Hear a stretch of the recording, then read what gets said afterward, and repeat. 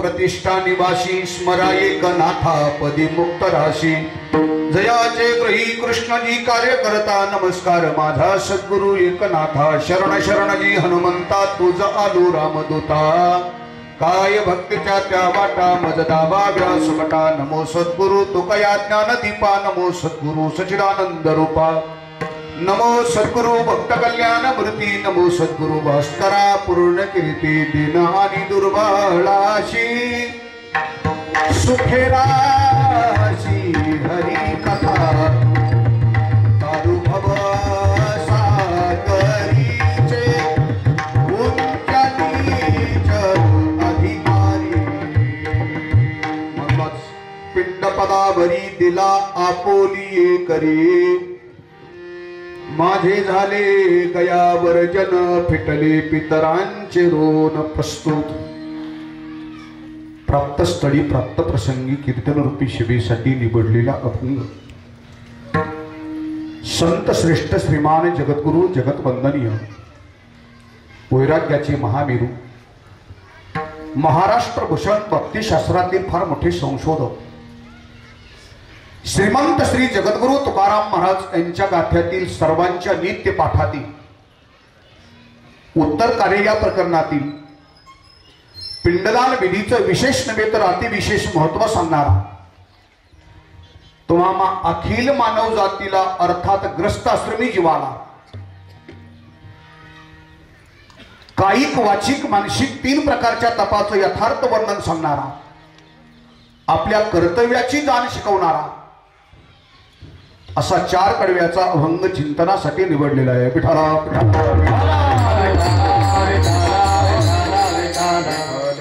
सेवेला सुरुवात करण्यापूर्वी संप्रदायाच्या दंडकाप्रमाणे थोडासा परिहार देणं अगत्याचं आहे या प्रसंगी आज आपण सर्वजण गेले 7 दिवसापासून ज्या पवित्र निमित्ताने एकत्रित येत आहेत किंवा 7 दिवस आपल्याला जे पवित्र निमित्त एकत्रित आणत आहे अर्थात ज्यांच्या प्रथम पुण्यस्मरणाच्या निमित्ताने या पवित्र स्थळामध्ये श्री क्षेत्र रांजणी या गावामध्ये गेले 7 दिवस श्रीमद भागवत कथेचं असणारं आयोजन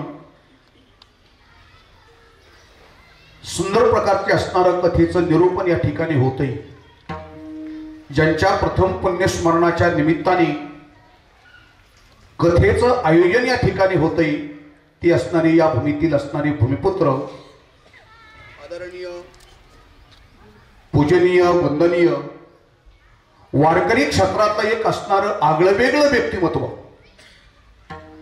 वारकरी क्षेत्रातील एक असणारे निष्ठावंत नामधारक,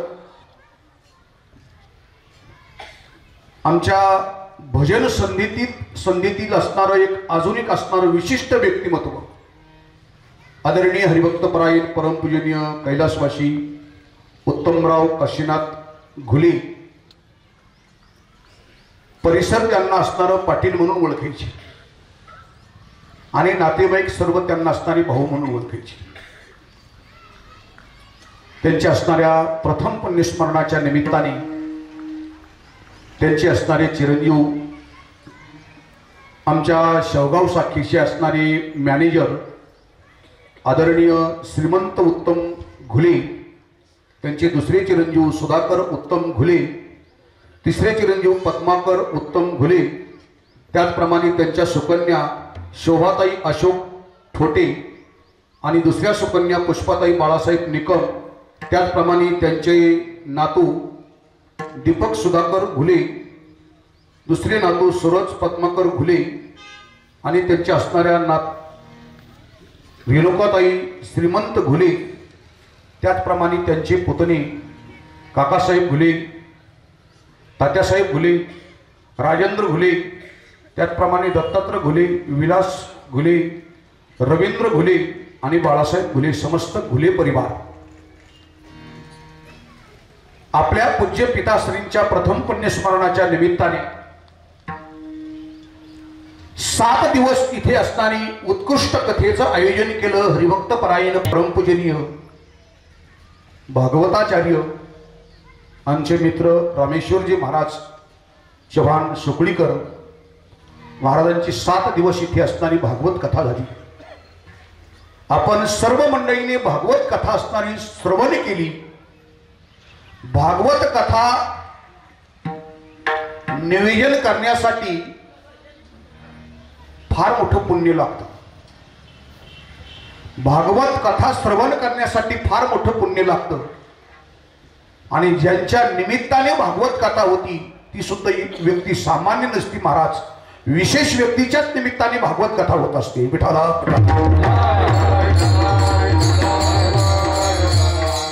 आज कथेची सांगता आहे आणि आदरणीय भाऊंचं असणारं प्रथम पुण्यस्मरण आहे.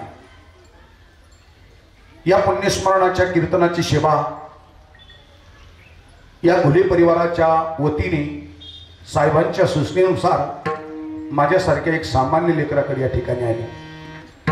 कार्यक्रमासाठी आज इथे असणारी आवर्जून असणारी काही गंधर्वाप्रमाणे गाणारी मंडळी उपस्थित आहे.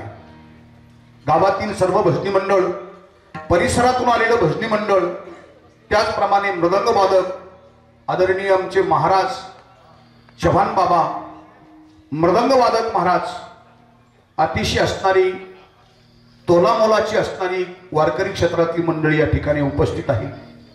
मी आपल्या सर्वांना ज्ञानोबराच्या स्वरूपात पाहून दंडवत करतो, श्रोते मायबापांना अभिवादन करतो आणि थोडक्यात चिंतनाकडे वळण्याचा प्रयत्न करतो. विठ्ठला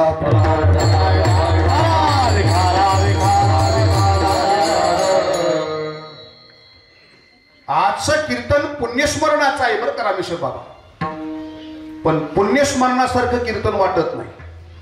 काय असं वाटतं गावच्या सप्ताहाची सांगत आहे. एवढे गुणवान मंडळी उपस्थित आहे.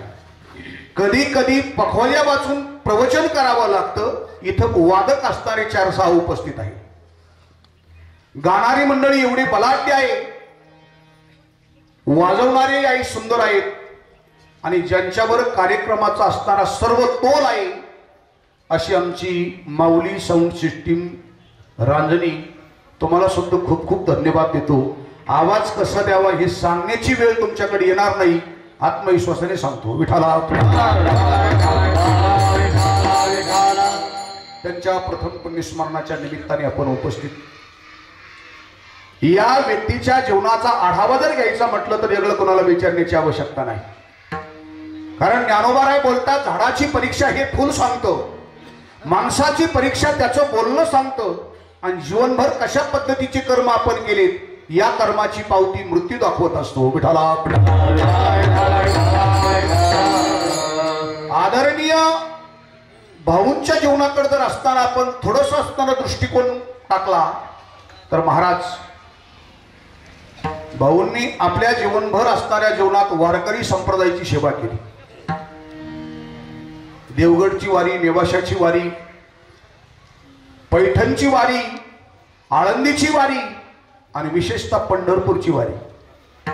काय पंढरपूरची वारी भाऊंनी केली. या साहेब विठाला.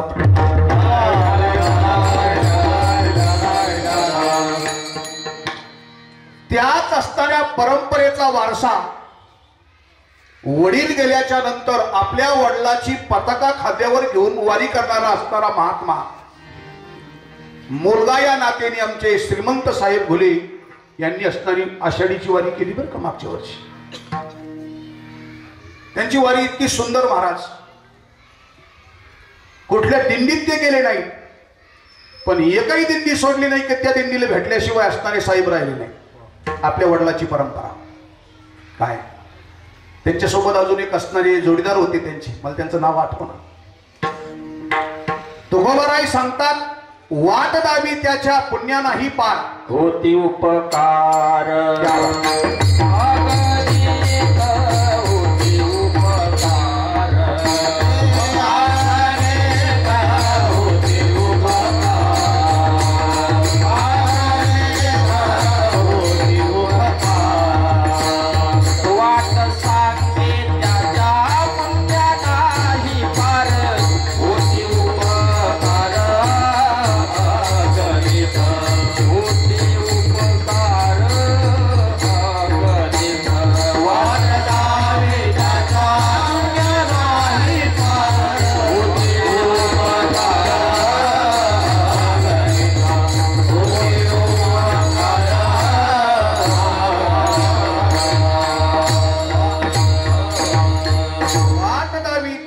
पुण्या नाही पार साहेबांत केली पण त्यांच्यासोबत अजून काही जोडीदार घेऊन वारी केली महाराज.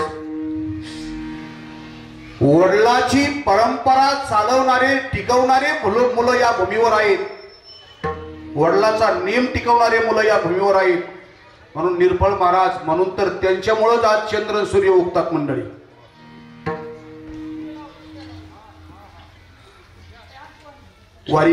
वारीची परंपरा. आदरणीय उत्तम भाऊंनी असणारी आपल्या जीवनात वारी तर केलीच पण विशिष्ट पद्धतीचं एक भजन आहे. त्या भजनाचं नाव आहे काकडा भजन. संगीत भजन ऐकण्यासाठी माणसं उपस्थित असतात अशोक बाबा, पण काकड्याचं भजन असं एक भजन आहे. हे भजन ऐकण्यासाठी स्वर्गातले देव उपस्थित असतात आणि सर्व देवाचा असताना राजा जो देव आहे त्या देवाचं नाव आहे भगवान शंकरजी काकडा भजनात उपस्थित असतात. विठाला.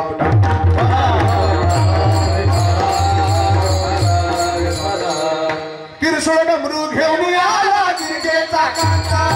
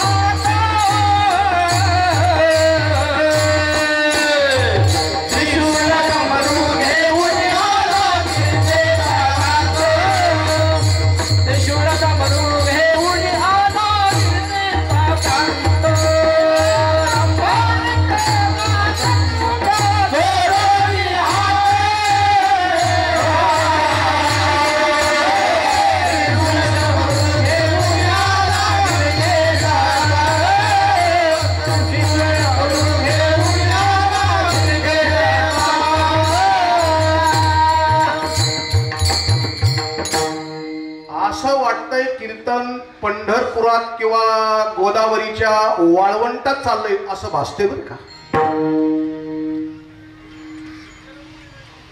इतका आनंद आहे महाराज. काकडा भजनामध्ये भगवान शंकरजी उपस्थित असतात. आता महाराजांनी पुरावा सांगितलाय. तिरसोळ डमरू घेऊन आला गिरजेचा कांत. संगीत भजन ऐकण्यासाठी माणसं उपस्थित असतात, पण काकडा भजन ऐकण्यासाठी माणसाची फार उपस्थिती कमी असते बरं का, फार कमी. आणि काकडा भजन सुद्धा ज्यांच्या दैवात आहे, ज्यांच्या भाग्यात आहे त्यांनाच मिळतं ते. मी तर अजून पुढे जाऊन बोलतो, अशोक बाबा, ज्यांना जास्त स्वराचं नॉलेज आहे, जास्त गाता येते, त्यांच्या नशिबात कधीच काकडा नसतो. कातकाच्या राशी काकडारती देखलिया.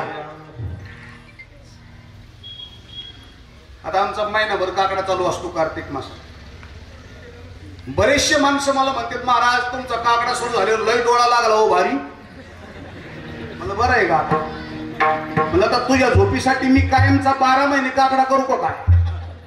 लक्षात असो, काकडा भजन असताना जागे कुणा कुणाला करतो मंडळी ऐका. उठा सकळ जन, उठले नारायण, देवाला जाग केले. याच काकडा भजनाने अजून कुणाला जागे केले. उठा पांडुरंगा समयो पातला, वैष्णवाचा मेला गरुडा पाहिला. याच काकडा भजनाने साधू संताला जागे केलं. उठा साधू संत साधा आपुले हिता, जाईल हात देह मग कैसा भगवंत, उठोनी वेगाशी चला जामुराशी. याच भजनाने जगाच्या मालकाला जाग केलं महाराज. रामबाबा जरा उशीर झाला तुम्हाला यायला. विठाला पिंगळा बोले महाद्वारी, दिशा सरली दिशा जारी. उठा उठा श्री हरी, उदय प्रकाशला दिन करी. देवा शको नाही कावा, देवा शको नाही कावा. देवाला जाग करण्यासाठी अनेक प्रयत्न केले आमच्या साधू संतांनी.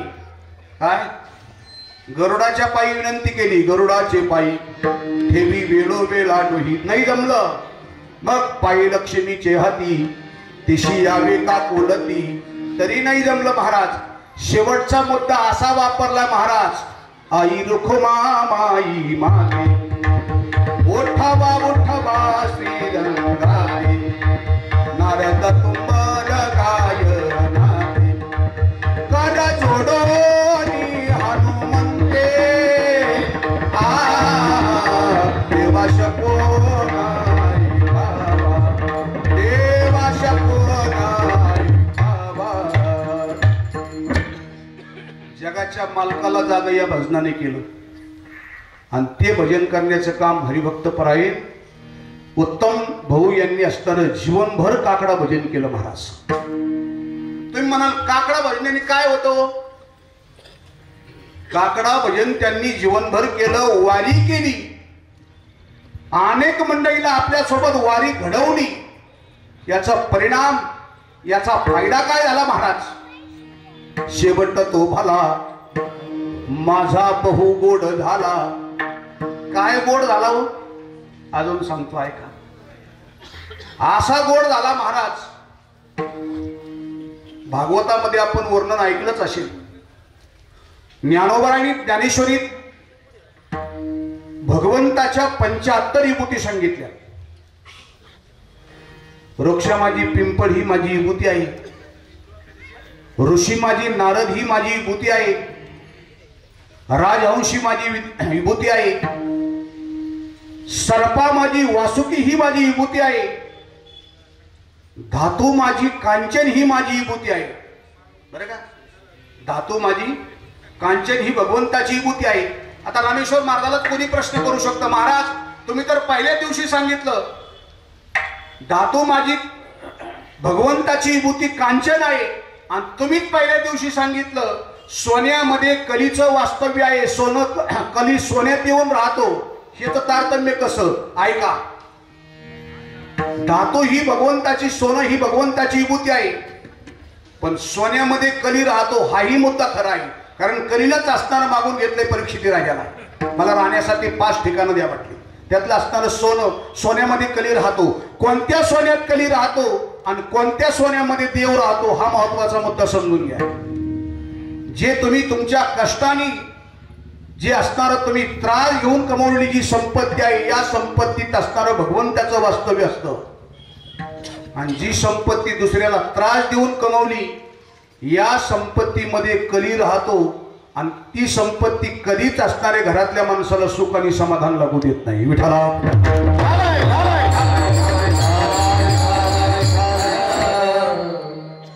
धातू माझी, सोन्या माझी असताना भगवंताची विभूती, त्याचप्रमाणे समाजात सुद्धा असणाऱ्या विभूती सांगितल्यात काही भगवंताच्या. ग्रामपंचायत सदस्यापासून तर राष्ट्रपतीपर्यंत ह्या सर्व विभूती आहेत भगवंताच्या. अजून पुढे जाऊन बोलतो, आपल्यामध्ये भगवंताची विभूती कोणती आहे? ज्ञानोबराय बोलतात, अर्जुना, जिथे संपत्ती आहे आणि जिथे असणारी दान करण्यासाठी अंतकरणात दया आहे, समाजातला तो सुद्धा मी एक आहे. जेत जेत संपत्ती आणि दया, दोन्ही वस्ती आली या ठाया, तेत तेत धनंजया. विभूती माझी समाजात असणारी संपत्तीवाला माणूस आहे आणि जिथं दान करण्याची असणारी दानत आहे, ती सुद्धा मी भगवंताची एक विभूती आहे. विठ्ठला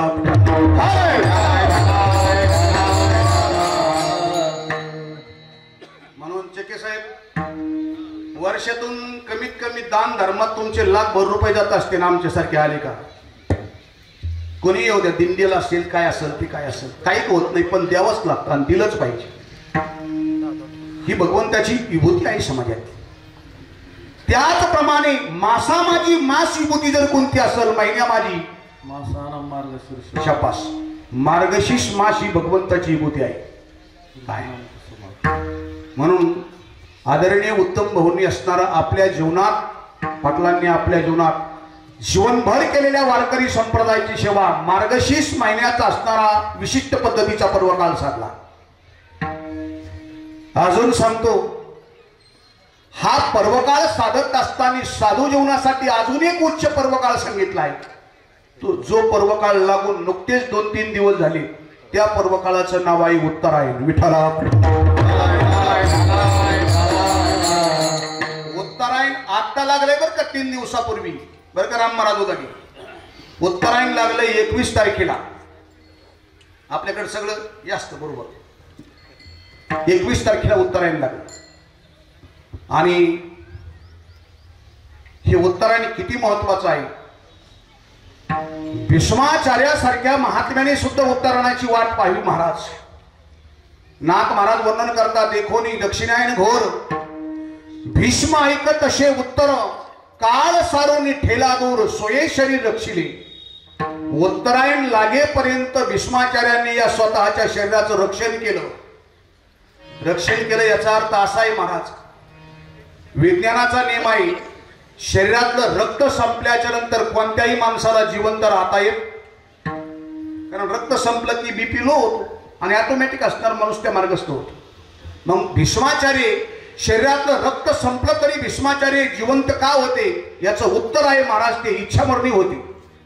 वडिलांनी दिलेला आशीर्वाद होता, शरीरात रक्त राहिलं नव्हतं, पण शरीरात उरला होता फक्त असणारा वडिलाचा आशीर्वाद. इच्छामरण उत्तरायणाची वाट पाहत होती आणि ते उत्तरायण त्यांनी साधलं महाराज. असं विशिष्ट उत्तरायण नावाचा पर्वकाळ आदरणीय भाऊंनी आपल्या जीवनात साधला. बरं, परमार्थ केला, वारी केली, उत्तरायण साधलं, पण ग्रस्ताश्रमी जीवन जगत असताना आपलं कर्तव्य असं केलं महाराज. महाराज सांगतात, सर्वात मोठी संपत्ती समाजात जर कोणती असेल तर मुलाबाळावर योग्य संस्कार करणं ही सर्वात मोठी संपत्ती आहे. विठ्ठला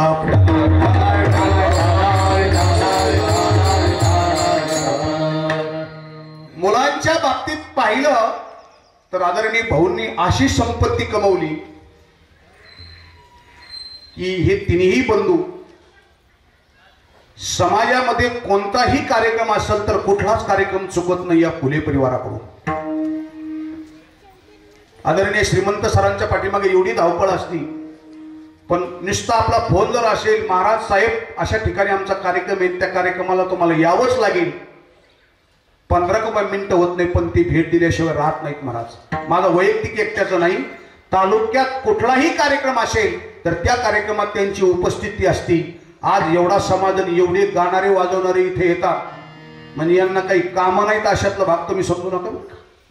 हो, आज समाजाची रूढच ती महाराज. अगोदर समाजाला काहीतरी द्यावं लागतं, त्यावेळेस समाज सुद्धा आपल्याला भरभरून देत असतो. मंडळी विठ्ठला.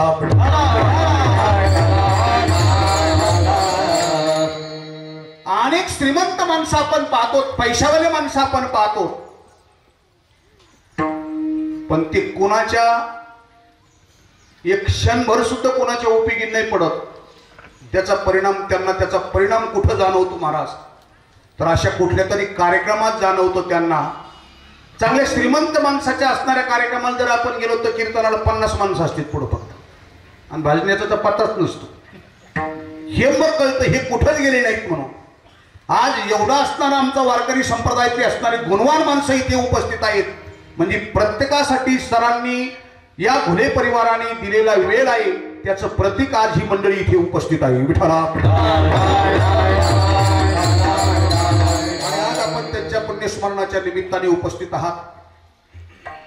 सुपुत्राची सुकन्येची परिवाराची जबाबदारी आहे आजचा दिवस. 4 प्रकारचे आश्रम शास्त्राने सूचित केलेत. पहिला आश्रम ब्रह्मचारी, दुसरा ग्रस्त, तिसरा वानप्रस्थ आणि चौथा संन्यास आहे. आजच्या कार्यक्रमाची जबाबदारी ब्रह्मचारी आश्रमाची नाही, वानप्रस्थाची नाही, संन्यासाची तर मुळीच नाही.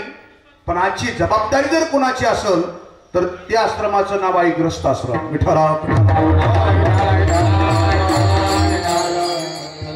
ही जबाबदारी, आणि ती जबाबदारी योग्य पद्धतीनं पार करणं, आपल्या पितरांना असणारं तर्पणाच्या माध्यमातून, पिंडदानाच्या माध्यमातून आपल्या पितरांना पिंडदान करणं हे असणारं ग्रस्त आश्रमी मंडळीचं कर्तव्य आहे. मंडळी,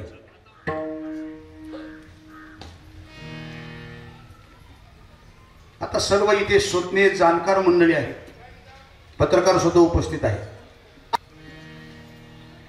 तुम्ही म्हणाल महाराज का हो 21वे शतक आहे, काय तुम्ही लावलंय 15 मिनिटापासून पिंडदानन पिंडदानन पिंडदानन. माणूस गेला म्हणजे 3 चिपटे राग झाली म्हणजे कसला 10वन, कसला 13वन, कसलं श्राद्ध. ऐका, आपण बुद्धिवान आहात इथपर्यंत बरोबर. आपण सर्वांना चॅलेंज करा, वेळ प्रसंगी भगवंताला चॅलेंज करा, साधू संतांनाही चॅलेंज करा, पण या गादीवरून सांगतो पितरांना चॅलेंज करायचा प्रयत्न कुणीच करू नका. विठ्ठला.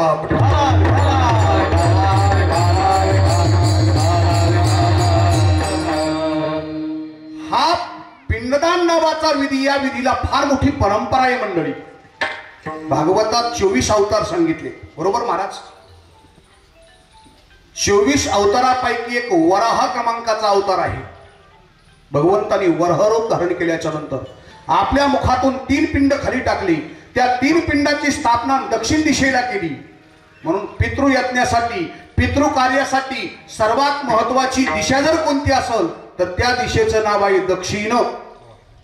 मी पुराव्याने बोलतो. निळा म्हणे पिंडदान, दक्षिण गया अधिष्ठान. दक्षिण दिशा अति महत्वाची आहे. आपल्या मुखातून 3 प्रकारचे पिंड खाली टाकले. या 3 पिंडाची स्थापना समुद्राच्या तीरावर दक्षिण दिशेला भगवान विष्णू परमात्म्याने आपला पितृयज्ञ नावाचा विधी स्वतःच्या हाताने केला. त्याच विधीची परंपरा ब्रह्मदेवाला शिकवली. ब्रह्मदेवानी असणारी तीच परंपरा नारदांना शिकवली, नारदांनी यात्रींना शिकवली, ऋषीमुनींना ही परंपरा शिकवली, आणि ऋषीमुनीच्या माध्यमातून ही पिंडदानाची परंपरा आमच्या साधुसंतांपर्यंत आली. महाराज ज्ञानोबाराय, तुकोबाराय, शांतीब्रह्मनाथ महाराज, जनाबाई, चोखोबाराय, शेना महाराज, कबीर महाराज या संत मंडळीपर्यंत ही परंपरा पोहोचली. आणि याच संत मंडळीने तुम्हाला ग्रस्त आश्रमी जीवनाचं असणारं वकिली पत्र घेऊन जगाच्या मालकासमोर उभे राहिले आणि आपल्या हितासाठी काही अभंग सूचित केले. महाराज संशोधन केलं, संशोधन केलं आपल्यासाठी आणि पिंडदान नावाचा विधी मांडला. तुकोबरायला विचारलं का हो हा विधी तुम्ही मांडतात, पण या विधीच्या बाबतीत काय परंपरा आहे तुकोबराय सांगतात. मार्गे ही बहुत याची गेले साधू संत, वेद मार्गे मुनी गेले त्याचे मार्गे चाले. मार्ग दाऊनी गेले आधी दयानिधी संत ते. या विधीची परंपरा मांडली. महाराज तुमच्या अगोदर हा पिंडदान विधी कोणी केला हो?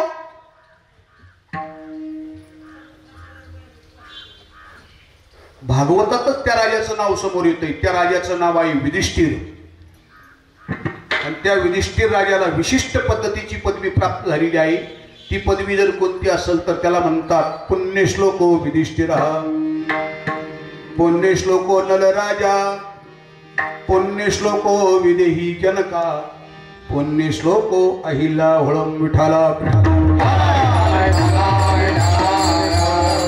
पुण्यश्लोक ही पदवी 3 पुरुषांना मिळाली आणि पुण्यश्लोक ही पदवी एका स्त्रीला मिळाली या भारत देशामध्ये.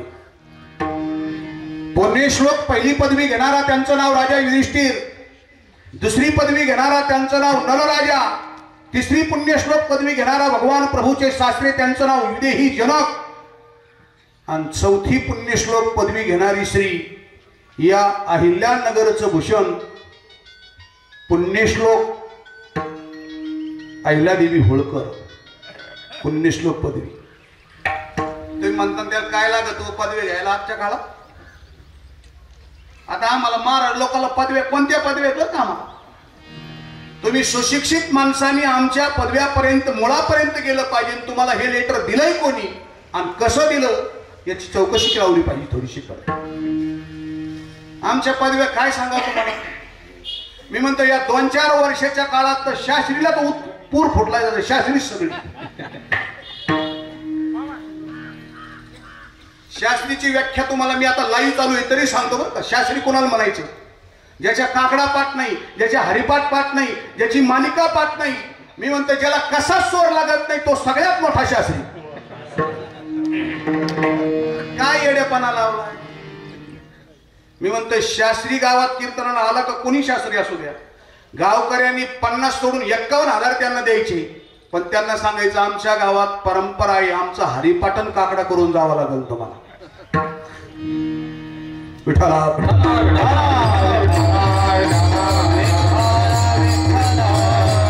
याचा अर्थ मी असं बोलते असं नाही. काही अपवाद मंडळी आहेत त्याच्यात सुद्धा विद्वान माणसं आहेत, ते खरे ओरिजिनल ते शास्त्री आहेत. काही ना कीर्तन केसरी म्हणलं पोळ्याच्या दिवशी बायलाच्या गळ्यात बांधतात बघ केसरी आमच्याकडे. अरे काय हो, एवढे ज्यांनी महाराष्ट्रभर कीर्तनकार घडवली, पूजनीय वैद्य बाबा, घुले बाबा, चौधरी बाबा, जयराम बाबा भोसले, हे वैराग्याचे प्रतीक होते महाराज, त्यागाचं प्रतीक होते. आपलं सर्वस्व जीवन असणारं त्यांनी संस्थेला अर्पण केलं आणि महाराष्ट्रात हे आज असणारे गाजवणारे कीर्तनकार त्यांनी घडवले. पण जीवनात कोणतीही पदवी त्यांनी असणारी लावून घेतली नाही. अजूनही तुम्ही संस्थेचे लेख बघा, त्याच्यावर महाराज नाही नाव. पूजनीय हरिभक्त परायण विठ्ठल बुवा घुले महाराज म्हटले नाही, घुले बाबा. विठ्ठला विद्वान शहाणे माणसं समाजात राहतात. ज्ञानोबाराच्या मताप्रमाणे महत्व हरवी, चातुर्य लपवी, विषय पण निर्वी जगा माझी. समाजात वेडे म्हणून खरे महात्मे राहत असतात. आता काही वेडेचं सोंग घेते तोही भाग स्वतंत्र आहे बरं का. येडेचं सोंग घेणारे बरेच झालेत आपल्या, पण ओरिजिनल महात्मे असणारे असे लपून राहतात महाराज. ते समाजाच्या समोर येत नाही, त्यांना घेणंच नसतं. जसं क्षमा मागून बोलतो, वेश्याने आपलं वय लपवावं, पुढाऱ्यांनी आपला जीवनात केलेला भ्रष्टाचार लपवावा, त्याच नियमाप्रमाणे साधूंना आपल्या जीवनात कमवलेल्या ज्ञान नेहमी लपवलं पाहिजे, त्याच्यावर झाकण घातलं पाहिजे. विठ्ठला हे शब्द पूजनीय भक्तराज महाराज सारणांचे आहेत बरं का. ते सांगत पुढाऱ्यांनी भ्रष्टाचार लपवावा, वेश्या भगिनीने वय लपवावं आणि साधूने नेहमी आपल्या जीवनात आपलं कमवलेलं ज्ञान लपवावं. वेड म्हणून समाजात राहावं. म्हणून तर नाथ बाबा बोलले, हरिपद प्राप्ती भोळ्या भाविकाशी आणि अभिमान याशी गर्भवास. विठ्ठला मी बोलत होतो पुण्यश्लोक श्लोक युधिष्ठिर राजांनी आपल्या पूर्वजांना पितरांना पिंडदान केलं. कुठं केलं? गया क्षेत्रात केलं. चला, दुसरं पिंडदान करणारा महात्मा, त्या महात्म्याचं नाव सांगतो मी. आत्ताच त्यांचं नाव नुकतंच घेतलं. पितामह भीष्माचार्य. शंतनू राजांना पिंडदान गया क्षेत्रात केलं. शंतनू राजांनी आपल्या मुलाला आशीर्वाद दिला बाल भीष्मांना.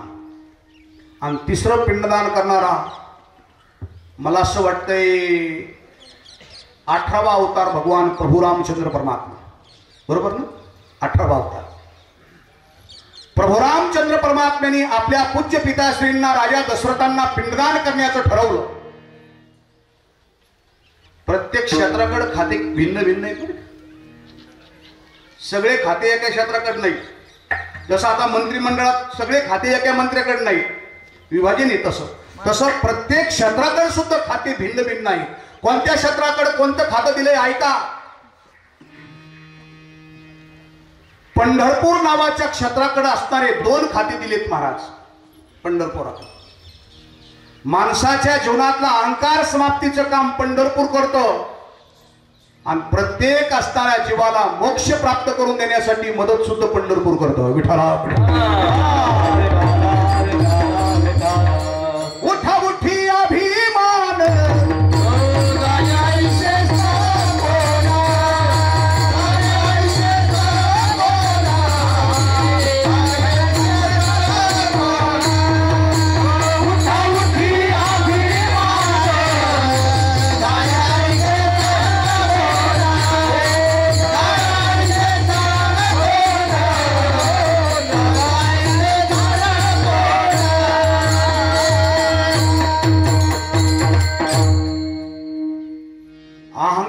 समाप्त करण्यासाठी सर्वात महत्वाचं क्षेत्र आहे, त्याचं नाव पंढरपूर. म्हणून सगळे सुज्ञ चातुर मंडळी इथे उपस्थित आहेत. तुम्ही बालाजीला जा, कोणी कोणाच्या पाय पडणार नाही शक्यतो. रामेश्वरला गेले तरी कोणी कोणाच्या पाय पडत. महाबळेश्वरला गेले पडत नाही का? तिथे कोणी कोणाच्या पाय पडत नाही. काशीत गेल्याच्या नंतर सुद्धा माणसं विशेष करून कोणी कोणाच्या पाय पडत नाही. पण असं एकच क्षेत्र आहे जगाच्या पाठीवर, त्या क्षेत्रात कुणी जाऊ द्या, त्याची अंतःकरणातून इच्छा होती कुणाच्या तरी पाय पडावं. पाया पडे जन पण कुठे पंढरीत कोणा नाही अभिमान. पाया पडे जन एकमेका. पंढरपूर हे अहंकार समाप्त करतं. क्रोध अभिमान केला पावन एका लोटांगणी साथी रे. अभिमान केला पावन एका लोटांगणी साथी रे. अभिमान केला पावन एका लोटांगणी साथी रे.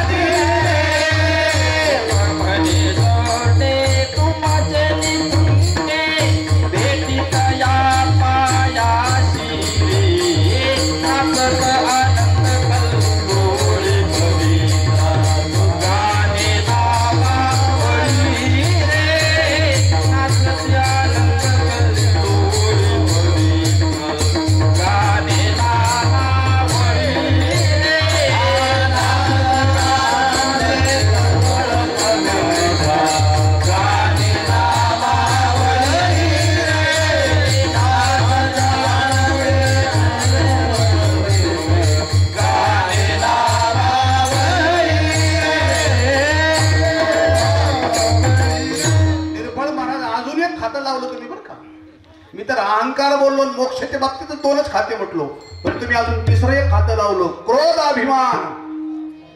क्रोध सुद्धा, राग सुद्धा समाप्त होतो त्या रस्त्याने, अभिमान नाहीसा होतो. आणि तिसरा महत्वाचा मुद्दा, पंढरपूर मोक्ष देतं. तुका म्हणे मोक्ष देखिल्या कळस. पंढरपुराकडचं खात. काशीकडे खात आहे, मोक्ष देऊनी उदार. काशी होई तीर परी वेचे लागे शरीर तये गावी. काशीत मरण आलं की मोक्ष मिळतो. म्हणून काही काही माणसं मरायसाठी काशीला जातात. बोला, 6-6 महिने राहतात काशीत पण नाही मरण येत. घरी येतात आणि भरशेने आमुष्याशी दिस जातात काशीत नाही मरण येत. आता सुज्ञ जाणकार मंडळी कोणी म्हणाल महाराज काशीतच माणूस गेला हे कशावरून ओळखायचं बरं का. काही विधी करण्यासाठी काशीत नेतात मग त्यांना सुद्धा असणारं कसं ओळखायचं. ऐका जे काशीत गेले त्यांची ओळख सांगतो. काशीत ज्यांनी भूमीचा निरोप घेतलाय त्या व्यक्तीच्या असणाऱ्या बॉडीचे असणारे चाफे कानाचे चाफे वाकडे होतात आणि बाहेरून जी बॉडी विधीसाठी नेली असती ते चाफे सरळ असतात हे लक्षात असू द्या. विठाला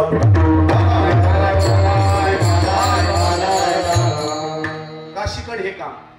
अजून गया नावाच्या क्षेत्राकडे सुद्धा एक खातं दिलंय महाराज.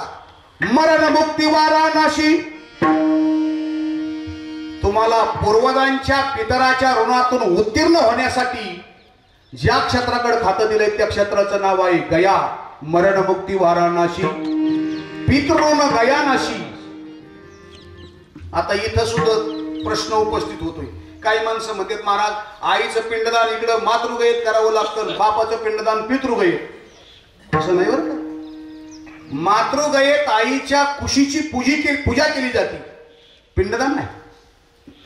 वडिलांना पिंडदान करण्यासाठी आईलाही पिंडदान करण्यासाठी जगाच्या पाठीवर एकच क्षेत्र त्या क्षेत्राचं नाव आहे गया क्षेत्र आणि त्याच गया क्षेत्राला पितृगया असं म्हणतात.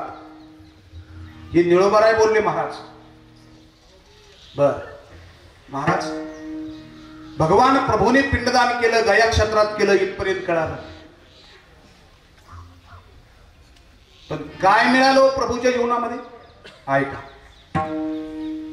ज्यावेळेस पिंडदानासाठी प्रभू असणारे सज्ज होतात त्या काळात असणारं सामुग्री आणण्यासाठी प्रभू लक्ष्मणजी बाजूला जातात. पिंडदानाचा ठराविक टाइम आहे बरं. कोणत्याही काळात पिंडदान चालत नाही.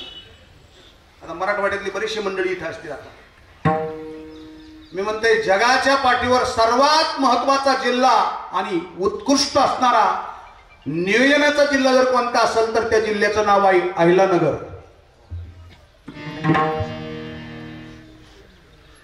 या जिल्ह्यात जेवढे तालुके आहेत या तालुक्यात सर्वात महत्वाचा आणि श्रेष्ठ तालुका कोणता असेल तर त्या तालुक्याचं नाव आहे नेवासा. जगाला जगण्याचं ज्ञान ज्या भूमीतून असणारं उगमस्थान पावतंय ती भूमी नेवाशाची आहे महाराज. त्रिभुवन एक पवित्र अनाधी पंचक्रोशी क्षेत्र जेत जगाचे जीवनसूत्र श्री महालयाशी. म्हणून वेळेचं भान वेळेचं नियोजन उभ्या महाराष्ट्रात असणारं नेवासा तालुका कोणी शिकावं. तसं आम्ही शेवगाववाले तुमच्या पाठीमाग आहेत. कोणी शेवगावचे आपण सगळे शेवगाववाले सुद्धा नेवाशाच्या पाठीमाग आहेतच बरं का थोडं थोडं. हो पण महाराज खरंच वेळेचं भान नेवाशा तालुक्याने शिकावं. मराठवाड्यात जर आपण गेलोत ना रामबाबा आता आपल्या दोघांच्या सासरवाड्या मराठवाड्यात नाही गेला.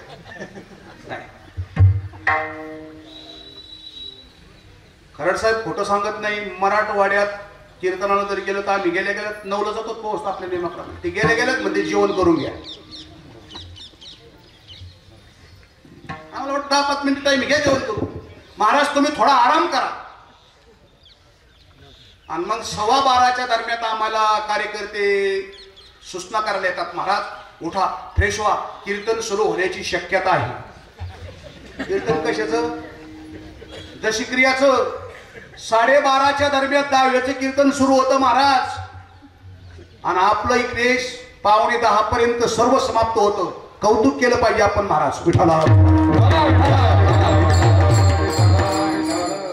आमच्या राक्षस भवनचं तर वेगळंच आहे तुम्हाला सांगतो. दुपारून 2ला 10 सुरू बरोबर आहे का. मी एका ब्राह्मणाला म्हणलं देवा असं कुठं असतं का हो दुपारून कुठं 10 वाजतो का. ते मला म्हणे महाराज त्याला काय होतंय सकाळी केलं काय दुपारून केलं काय. अरे तसं नसतं बाबा. वेळेला फार महत्वाचा मुद्दा आहे महाराज.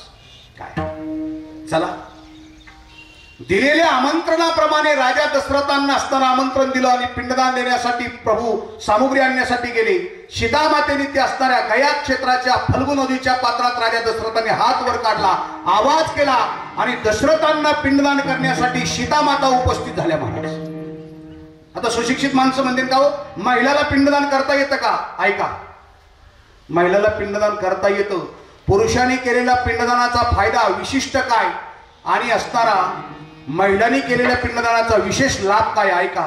पुरुषांनी केलेलं पिंडदान एकाच कुळाला मदत करतं, पण महिलांनी केलेलं पिंडदान दोन्ही कुळाचा असणारा उद्धार करतं. दोन्ही पक्ष पायी उद्धरती. हे सीतामातेला ज्ञात होतं. सीतामाता आल्या आणि त्या प्रसंगी आपल्या पूज्य असणाऱ्या सासरेबोंना पिंडदान करण्यासाठी सीतामातेने गयक क्षेत्रामध्ये फल्गु नदीच्या पात्रात हात वर काढला होता राजा दशरथाने. त्या हातावर ब्राह्मणाची साक्ष घेऊन पिंडदान केलं. राजा दशरथजी प्रसन्न होतात आणि मुली, माझा मुलगा इथे उपस्थित नसताना तू मोक्ष प्राप्तीसाठी मला मदत केली, जा मी आशीर्वाद देतो. सीतेने दिलं पिंडदान, राजा दशरथाने दिला आशीर्वाद. काय आशीर्वाद दिला? आजपासून 5 वर्षात तुम्ही अयोध्याचे राजे व्हाल, या अयोध्यावर अनेक दिवस राज्य कराल आणि असताना क्रीडामुंगीसह घेऊन ही अयोध्या नगरी वैकुंठाला जाल. राजा दशरथाने दिलेला आशीर्वाद. विठाला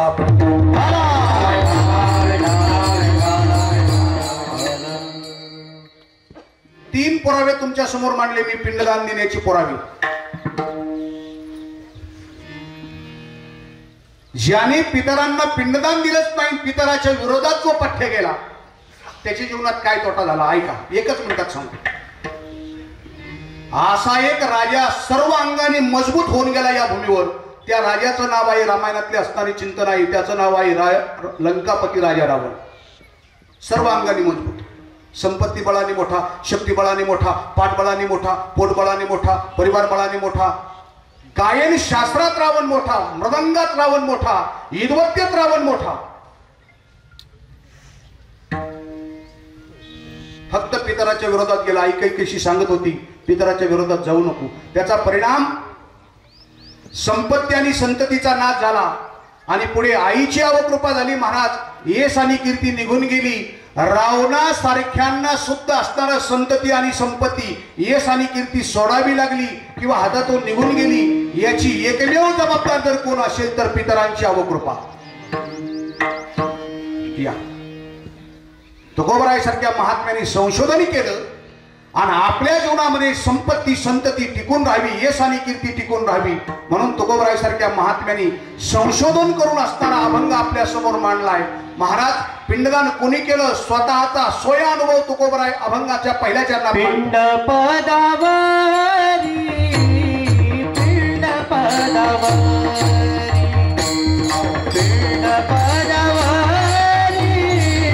पिंड पदावरी,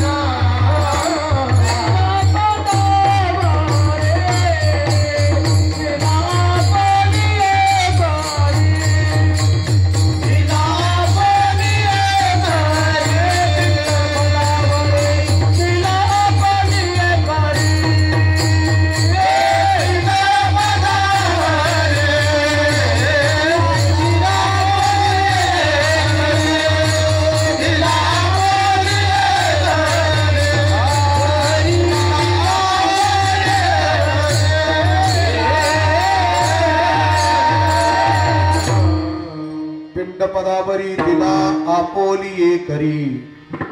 महाराज सांगतात मी माझ्या हाताने माझ्या पितरांना पिंडदान दिलं या पितरांच्या आशीर्वादाने माझ्या जीवनात एवढी उच्चांक अवस्था प्राप्त झाली. तुका झाला शे कळस. तुकोबरायचं जीवन तिन्ही अंगाने मजबूत झालं बरं. कौटुंबिक अवस्था, परमार्थिक अवस्था आणि तुकोबरायची असणारी तिसरी आध्यात्मिक अवस्था एवढी मजबूत झाली महाराज. कौटुंबिक अवस्था तुकोबरायची एवढी मजबूत, आई वडिलांच्या आशीर्वादाने प्रत्येकाचं कुटुंब मजबूत होतं महाराज. परमार्थिक अवस्था तुकोबरायची किती मजबूत. ज्यांनी म्हणावं आम्हा घरी धन, शब्दांचीच रत्ने शब्दांचीच श्रेय यत्न करू, शब्दाच्या आमच्या जीवाचे जीवन, शब्दे वाटू धन जनलोका. एक जण मला म्हणला महाराज कौटुंबिक अवस्था तुम्ही चुकीची सांगितली राव. म्हणलं काय झालं ते म्हणजे जिजामातेचं तुकाराम महाराजांचं कधीच पटलं नाही. तुम्ही कसं म्हणता तुकोबरायची कौटुंबिक अवस्था मजबूत होती. म्हणलं येडा झालास का काय. अरे जिजामातेचं तुकोबरायचं जर प्रेम पाहिलं तर त्या प्रेमासमोर जगाचा मालक आपलं नाक घासवण्याची संधी पाहत होता मंडळ. म्हणून भांडाऱ्यावर गेल्याच्या नंतर पहा तुम्ही काटा मंदिर, काटा काढला भगवंतानी जिजामातेच्या पायातला. जिजामातेचं तुकोबरायचं प्रेम. तुकोबरायला भोजन घातल्याशिवाय आईसाहेबांनी कधीच भोजन केलं नाही. मी म्हणतोय आजच्या काळात एकाही महाराजाला अशी जिजाबाई मिळली नाही. उलट आमचे नारळ तपशीत किती दिवस गेले तुम्ही इथून. 5 दिवस. नारळ 4च कसे आहेत इथून. अरे जाऊ द्या. कौटुंबिक अवस्था तुकोबरायची मजबूत. हरिबाबा तुम्ही या भानगडीत नाही गेले त्यालाही चांगलं झालं तुम्हाला सांगतो.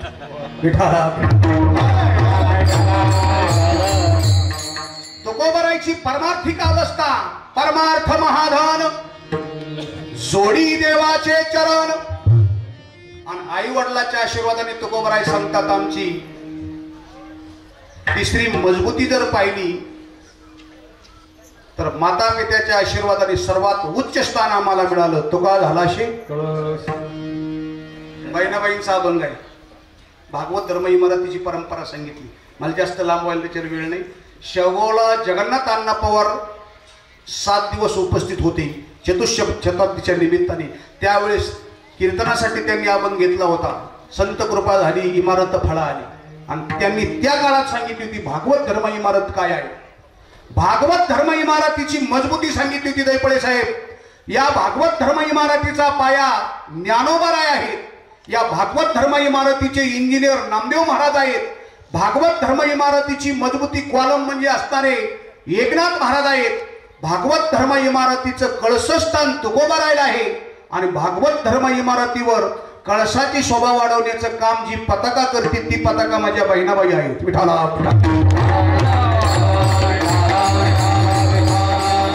महाराज सांगतात हे माझ्या आई वडिलांच्या आशीर्वादाने, पितरांच्या आशीर्वादाने. म्हणून पिंड पदावरी दिला आपोली करी विठोबार कुमार.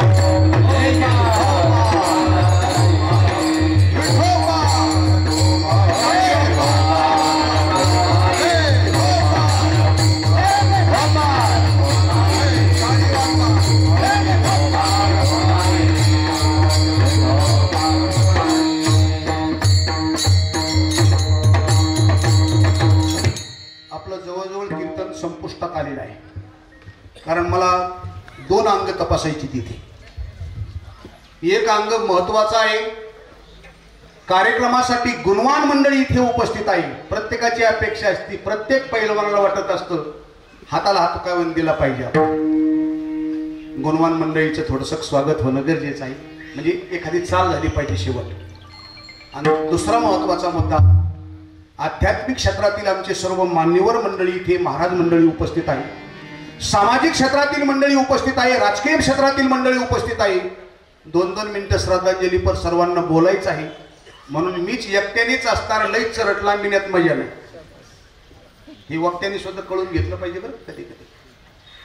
म्हणून ही जबाबदारी माझी. एक 5-7 मिनिटात आपल्याला सेवा समाप्त करायची आणि सर्व मंडळीला इथे 1-1 मिनिटं श्रद्धांजली पर आपल्याला काही प्रमुख मंडळी ही बोलणार आहेत, महाराज मंडळी आहेत. म्हणून तुकोबराय सांगतात मी माझ्या पितरांना तृप्त केलं. पितराच्या अवकृपेने काय होतं महाराज, आणि पितरांच्या आशीर्वादाने काय होतं ऐका. पितराच्या आशीर्वादाने संतती, संपत्ती, यश आणि कीर्ती ह्या 4 वस्तू मिळतात आणि टिकून राहतात. पितरांची सेवा काय फलप्राप्त करून देते महाराज. ताराबाग क्षेत्रातील महिपती बाबा पितरांच्या सेवेचं महत्व मांडतात आपल्याला बरं का महाराज. महिपती महाराज बोलतात आईवडिलाची सेवा किती महत्वाची आहे. पृथ्वीला प्रदक्षिणा घातल्याच्या नंतर जे पुण्य मिळतं, काशीला 2 लाख प्रदक्षिणा केल्याच्या नंतर जे पुण्य मिळतं, ते पुण्य फक्त आईवडिलाला एकदा नमस्कार केल्यामुळे मिळतं महाराज. मी कविता म्हणून नाही सांगणार तुम्हाला, कारण कविता म्हटल्याच्या नंतर हे माणसं कोणती शेरे मारतील मला पुढे. ओवी सांगतो, ओवी ऐका. ज्या महिपती बाबांनी सर्व संतांचे चरित्र लिहिली, तुकोबरायचं चरित्र, ज्ञानोबरायचं चरित्र, हे आपल्याला मान्य आहे की नाही. ते महिपती महाराज पंढरी क्षेत्र, पंढरी महत्व मांडत असताना पंढरी महात्म्यामध्ये वर्णन केलंय, आईवडिलाच्या सेवेचं फल सांगितलंय, पुंडलिकाचं चरित्र मांडत असताना महत्वाच्या गोव्या सांगितल्यात काही महाराज. पृथ्वी प्रदक्षिणा परियेशी 2 लक्ष वाराणसी, एक नमस्कार करिता माता पित्याशी तितुके पुण्य प्राप्त होय. पृथ्वीला प्रदक्षिणा केल्याच्या नंतर जे पुण्य प्राप्त होतं, आता पृथ्वी प्रदक्षिणेचं पुण्य किती आहे याच्यासाठी रामायण वाचा. अहिल्याचा जो पण होता, आता रामायणाच्या माझ्या समोर आहे अशोक महाराज. ब्रह्मदेवानी आपली अहिल्या नावाची मुलगी दान करण्यासाठी, कन्यादान करण्यासाठी जो पण मांडला होता, जो पृथ्वी प्रदक्षिणा करून येईल त्याला मी असणारी ही अहिल्या दान करीन. म्हणजे पृथ्वी प्रदक्षिणेचं पुण्य किती मोठं आहे पहा. काशीच्या प्रदक्षिणेचं पुण्य किती मोठं आहे हेही पहा. नामदेव महाराज सांगतात, साधे आपल्या गावाला एक प्रदक्षिणा मारली, नामा म्हणे प्रदक्षिणा, त्याच्या पुण्य नाही. देवपूजा झाल्याच्या नंतर अंगाभोवती एक प्रदक्षिणा मारली तरी त्याच्या पुण्य नाही. आता काशी सप्तपुर्यातील एक पुरी आहे, 12 ज्योतिर्लिंगातला एक प्रमुख ज्योतिर्लिंग काशीत आहे, गंगेसारखं तीर्थ त्या काशीत आहे, आणि काशीला प्रदक्षिणा केल्याच्या नंतर किती पुण्य प्राप्त होतं. अशा 2 लाख प्रदक्षिणा काशीला केल्याच्या नंतर जे पुण्य प्राप्त होतं, एक पृथ्वी प्रदक्षिणेचं पुण्य ते पुण्य आणि 2 लाख प्रदक्षिणेचं पुण्य फक्त आई वडिलाला एकदा नमस्कार केला की घर बसल्या प्राप्त होतं. एक नमस्कार करिता माता पित्याशी तितके पुण्य प्राप्त होईल. म्हणून आज आपण फार प्रगतशील झालो, बुद्धिवान झालो. पण महाराज आईवडिलाच्या सेवेकडे आपण थोडस असणार मागसलो तर. माझ्या मुस्लिम बांधवाचं कौतुक करतो मी अंतकरणातून या बाबतीत बरं का, कारण जे आहे ते खरं बोललं पाहिजे माणसाने. प्रत्येक वृद्धाश्रम तुम्ही चेक करा, तपासा. वृद्धाश्रमामध्ये शक्यतो मुस्लिम बांधवाचे आई वडील शक्यतो सापडणार नाहीच असं म्हणायचं मला. आज आपण याच्या बाबतीत जागृत झालं पाहिजे. काय शासनाने सुद्धा हे वृद्धाश्रम बंद केले पाहिजे. तुम्ही म्हणता हे तुम्ही चुकीचं बोलणार, मी चुकीचं बोलत नाही महाराज. ज्या भूमीत गाथा जन्माला आलाय, ज्या भूमीत ज्ञानेश्वरी जन्माला येते, ज्या भूमीत रामायणासारखा महान ग्रंथ अवतीर्ण होतोय, ज्या भूमीमध्ये संतांची भूमी म्हणून महाराष्ट्राची ओळख आहे, आणि या महाराष्ट्राच्या भूमीत जर वृद्धाश्रमाला परवानगी मिळत असेल तर हे सुद्धा चुकीचं आहे महाराज. विठ्ठला प्रत्येक धर्म प्रचारकाची ही जबाबदारी आहे. कोणत्याही धर्माचा प्रचारक असेल, तो स्वाध्याय परिवार असेल, तो कोणत्याही परिवारातला माणूस असेल, त्यांची ही जबाबदारी आहे. आई वडिलाची सेवा गळी उतरणं हे वक्त्याचं काम आहे. आणि ती सेवा कविता म्हणून आणि असणारं कुणीतरी सामान्य माणसाने लिहिलेली पद म्हणून कधीच गळी उतरणार नाही. याच्यासाठी तुम्हाला संत साहित्यातल्या शब्दाचा वापर करावा लागेल महाराज. कारण संत साहित्याच्या एका एका शब्दात भगवंताचं अस्तित्व आहे. एक अक्षरात असे माझा रमाकांत. मुद्दा माझा संपला. म्हणून तुकोबराईसारख्या महात्म्यांनी संशोधन केलं आणि आपल्या हितासाठी आईवडिलाची सेवा सूचित केली. तुकोबराई सांगतात, अस्तित्वात आहे तोपर्यंत ही सेवा, गेल्याच्या नंतर सेवा. आईवडील अस्तित्वात आहे तोपर्यंत आशीर्वाद देतात आणि गेल्याच्या नंतर सुद्धा आपल्याला आशीर्वादासाठी प्रयत्नशील असतात. बस म्हणून माझे झाले गयावर जन. आता आईवडिलाचं ऋण फेडता येईल, पण महाराज पूर्वजाचं ऋण जर असेल तर ते ऋण, काही पाठीमागचं ऋण असेल तर ते ऋण समाप्तीसाठी या जगाच्या पाठीवर एकच विधी सांगितलाय, त्या विधीचं नाव आहे गयावर्जन दुसरं चरण. माझे झाले गयावर भेटले बेकाराचे ऋण, माझे झाले गयावर चरण. माझे झाले गयावर भेटले बेकाराचे ऋण, माझे झाले गयावर चरण. माझे झाले गयावर भेटले बेकाराचे ऋण, माझे झाले गयावर चरण. माझे झाले गयावर भेटले बेकाराचे ऋण, माझे झाले गयावर चरण.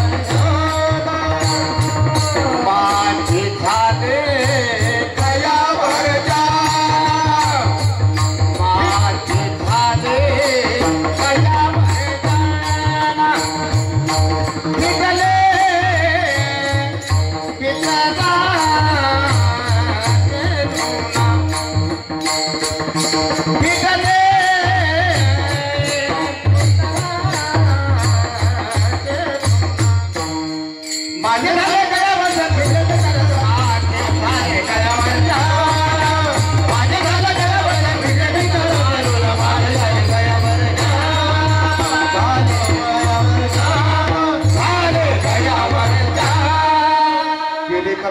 बोंब मारिली हरिहर, तुका म्हणे माझे भार उतरले ओझे. माझे झाले गयावर्जन, फिटले पितरांचे ऋण. ज्ञानेश्वर मावले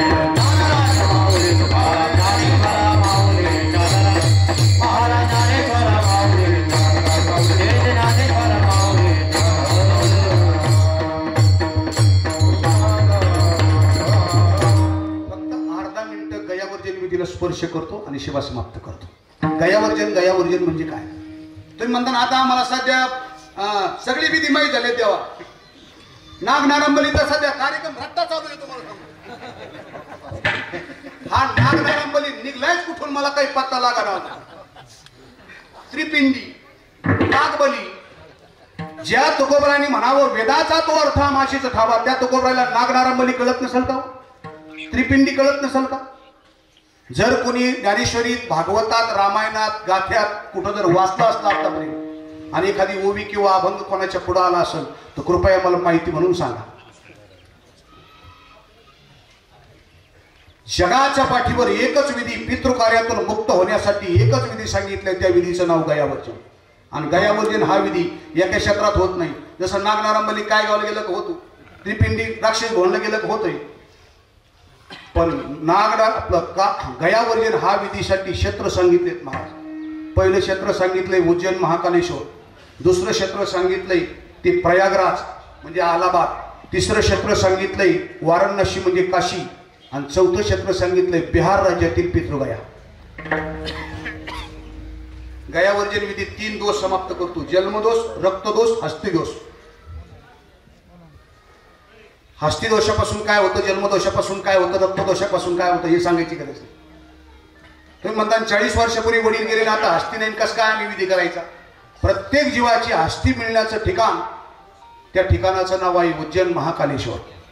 भस्मारतीला जायचं, तिथून हस्ती घ्यायची, प्रयागराजला विसर्जित करायची. हस्ती टाकण्यासाठी 2च ठिकाण आहेत बरं का, लक्षात असू द्या. कारण खरं सांगायला माणसं धाडस करत नाहीत, खरं बोलण्यासाठी हिंमत लागते महाराज. कारण खरं जे माणसं बोलते त्यांना माणसं चावड्या न्यायला सुद्धा सोडित नाहीत. मान हस्ती टाकण्यासाठी पहिलं ठिकाण आहे प्रयागराज अलाहाबाद, आणि हस्ती टाकण्यासाठी दुसरं ठिकाण पांडुरंगाच्या माऊली ज्ञानोबराईच्या कृपेने आपल्या इतकं जवळ आलं, श्री क्षेत्र आळंदी. आळंदी सुद्धा प्रमुख ठिकाण आहे. गोदावरी हस्ती टाकण्यासाठी नाही, नर्मदा हस्ती टाकण्यासाठी नाही, हस्ती टाकण्यासाठी अलाहाबाद पहिलं, तिथं हस्ती विसर्जित करायची. आळंदीत जाऊन आळंदीत सुद्धा हस्ती विसर्जित करता येते. एकच पॉईंट आहे, अस्ति नासती मुदती. किंवा चोखोबराय वर्णन करतात, प्रत्यक्ष प्रचिती लोचनी अस्ति विरती जीवनी. विरण म्हणजे विगरणं, जीवन म्हणजे पाणी, आणि हस्ती म्हणजे हाड. चला तिथून प्रयागराजमधून काशीत जायचं, काशीत मणिकर्णीच्या घाटावर उत्थान श्राद्ध करायचं, प्रयागमध्ये दंडन विधी, काशीमध्ये पिंडदान, आणि गयेत गेल्याच्या नंतर पहिलं श्राद्ध फल्गूच्या पात्रात करावं लागतं, त्याला फल्गू श्राद्ध. दुसरं श्राद्ध अक्षयवटाखाली करावं लागतं, त्याला अक्षयवट श्राद्ध. आणि तिसरं श्राद्ध विष्णुपदावर करावं लागतं, त्याचं नाव विष्णुपद श्राद्ध. ज्यावेळेस विष्णुपदाचं श्राद्ध होतं त्यावेळेस ब्राह्मण तुमच्या डोक्यावर तांब्याची पादुका ठेवतात आणि सांगतात, तुम्ही पितरांच्या ऋणातून मुक्त झाले, तुमचा गयावर्जन पूर्ण झाला. माझे झाले गयावर्जन, फिटले पितरांचे रोड. उपस्थित सर्व माझी गुरुजन मंडळी, सर्व क्षेत्रातून आलेली मान्यवर मंडळी, सर्वांना पुन्हा नमस्कार करतो. ज्यांच्या निमित्ताने आज आपण उपस्थित आहात असे आदरणीय उत्तम भाऊ काशीनाथ घुले पाटील, सर्वजण त्यांना असणारं भाऊ म्हणून ओळखायचे, परिसरात पाटील म्हणून ओळखायचे. आणि आमचे सर्व असणारे मित्र, आमचे श्रीमंत भाऊ, सुधाकर भाऊ, पद्माकर भाऊ यांची असणारी पूज्य पिताश्री, त्यांच्या सुकन्या आणि आपल्या मुलाबाळावर योग्य संस्कार केले. वारकरी संप्रदायात फार मोठा वेळ दिला, काकडा भजनाची सेवा केली, वारीची सेवा केली आणि असा समारोप गोड केला. मार्गशीर्ष मास आणि उत्तरायण असे दोन प्रकारचे पर्व त्यांनी साधले. अशा महान व्यक्तिमत्वास या ठिकाणी मी प्रणाम करतो. आणि या कीर्तन सेवेतून जो पुण्यसंच निर्माण झाला असेल, उपस्थित मंडळीचा प्रतिनिधी म्हणून भगवंताच्या चरणी प्रार्थना करतो. हे भगवान, आपल्या ज्योतीमध्ये त्यांना मिलन करून घ्या. त्यांनी असणारं या सुपुत्रांना, सुकन्येला, परिवाराला आशीर्वाद देऊ. या परिवाराच्या जीवनात संतती, संपत्ती, आरोग्य, ऐश्वर्य प्राप्त हो असा उपस्थित मंडळीचा प्रतिनिधी म्हणून भगवत चरणी प्रार्थना करतो. आणि सेवेला याच प्रसंगी पूर्ण एक छोटीशी भैरवी चाल होईल. हरिभक्त पारायण विकास महाराज आणि त्यांना सातकर राम महाराज. हरे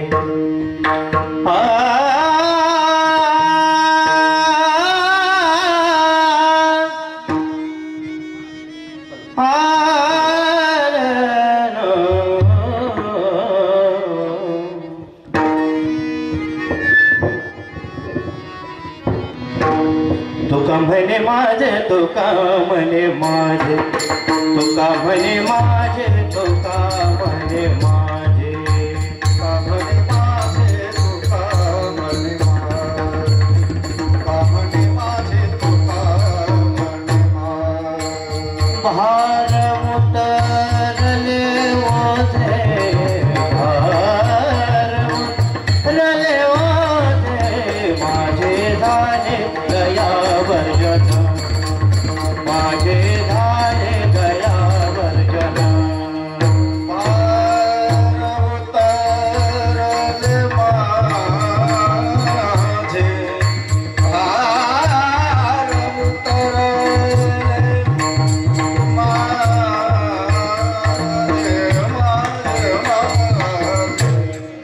माझे झाले गयावर जन, माझे झाले गयावर जन. भेटले पितरांचे ऋण,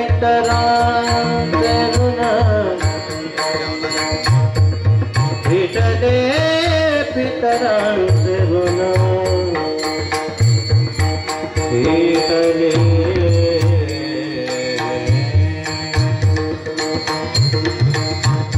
भेटले पितरांचे ऋण, भेटले पितरांचे, पितरांचे ऋण.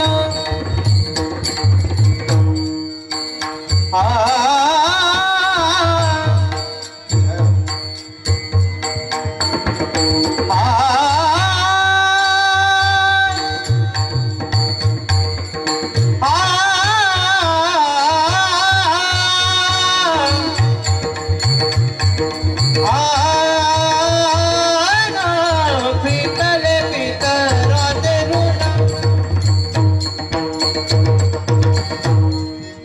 पितले पितराचे